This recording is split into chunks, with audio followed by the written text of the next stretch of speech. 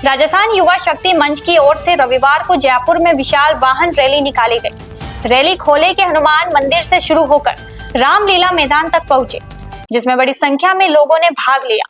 आयोजकों के मुताबिक रैली का उद्देश्य जयपुर की सांस्कृतिक विरासत को बचाने, परकोटे से हिंदू परिवारों के कथित पलायन का मुद्दा उठाने और कथित लव जिहाद को लेकर जागरूकता पैदा करना था। वाहन रैली में महिलाओं की भी बड़ी भागीदारी देखने को मिली।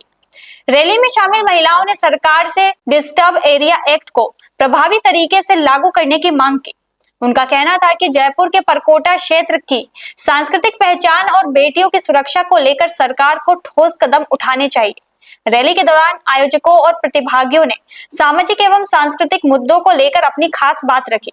खोले के हनुमान मंदिर से रामलीला मैदान तक निकाली गई इस वाहन रैली में बड़ी संख्या में वाहन और कार्यकर्ता शामिल हुए। आयोजकों ने कहा कि जयपुर की सांस्कृतिक विरासत और सामाजिक संरचना को संरक्षित करने के उद्देश्य से यह रैली आयोजित की गई है। करने वाली हूँ जो कि वैष्णव दल होगा, वैष्णवी दल से शुरू होगा, जिसमें मैं बच्चियों को खुद ही सेल्फ डिफेंस सिखाऊंगी। तो मैं चाहती हूँ कि ज़्यादा से ज़्यादा बच्चियाँ हमसे जुड़े और वो सेल्फ डिफेंस सीखें।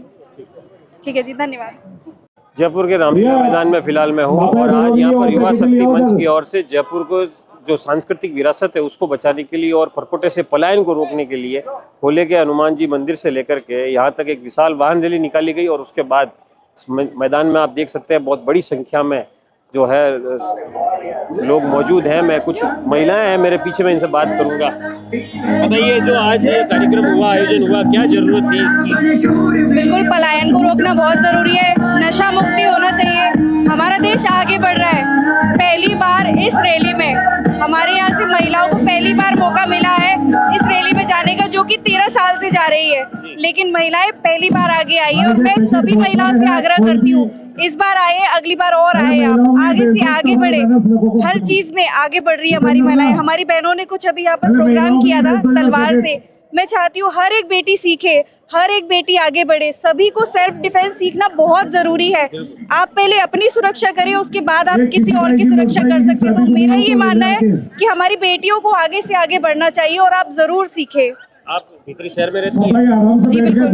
कौन से ऐसे एरिया है जहाँ से पलायन हो रहा है? जी, यहाँ पर हर एक एरिया से हो रहा है पलायन। तो आप किसी भी एरिया में चले जाइए, थोड़ा सा आउटर जाएंगे, आपको हर जगह मिलेगा कि हाँ यहाँ पर हो रहा है। तो ये पलायन की वजह क्या है?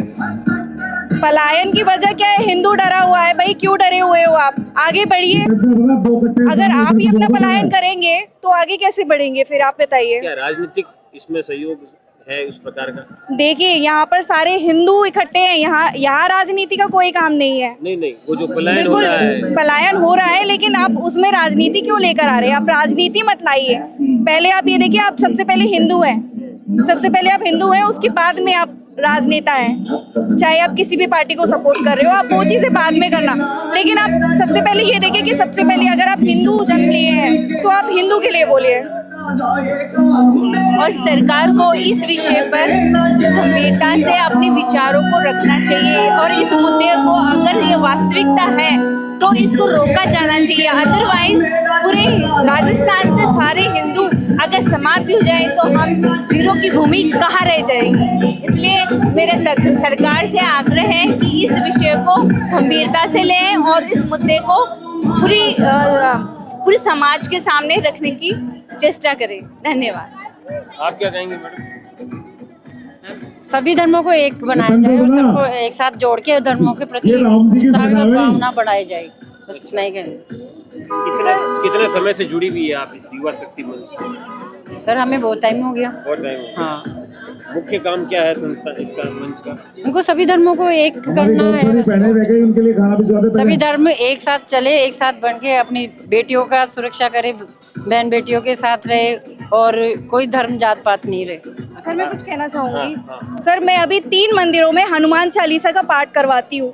मैं अकेली जाती हूँ तीनों मंदिरों में और वहाँ पर हनुमान चालीसा का। मैं ये चाहती हूँ कि आप लोग आगे से आगे बढ़े। हर मंदिर में तो मैं अवेलेबल नहीं हो सकती, आप लोग आगे से आगे बढ़े। कम से कम अपने आसपास के मंदिरों में जो आप ग्रुपिंग करते हैं या फिर कैसे भी करते हैं, लेकिन आप आगे बढ़ के सबसे पहले आप हनुमान चालीसा का एक पाठ करवाएं। हफ्ते में एक दिन तो हम कर ही सकते हैं। लोग 5 टाइम की नमाज करते हैं, हम क्या हफ्ते में एक बार हनुमान चालीसा का पाठ नहीं कर सकते क्या? तो बिल्कुल मैं चाहती हूँ कि सभी बच्चों को क्या क्या नाम है? मेरा नाम जयप्रभा है क्या करती हैं?